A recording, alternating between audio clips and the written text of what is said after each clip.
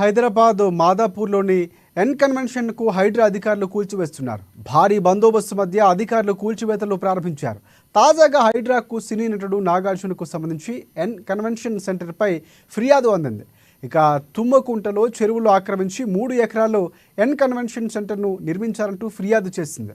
దీంతో పక్కా ఆధారాలతో శనివారం తెల్లవారుజాము నుంచే అధికారులు కూల్చివేతలను ప్రారంభించారు.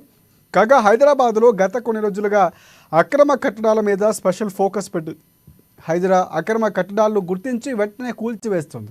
తాజాగా బీఆర్ఎస్ పార్టీ వర్కింగ్ ప్రెసిడెంట్ మాజీ మంత్రి కేటీఆర్కు చెందినదిగా భావిస్తున్న జన్వాడ ఫామ్ హౌస్ సైతం అక్రమ నిర్మాణం అంటూ కూల్చివేయడానికి రంగం సిద్ధమైంది. అయితే దీనికి వ్యతిరేకంగా కోర్టుకు వెళ్లడం కూడా తెలిసిన విషయమే.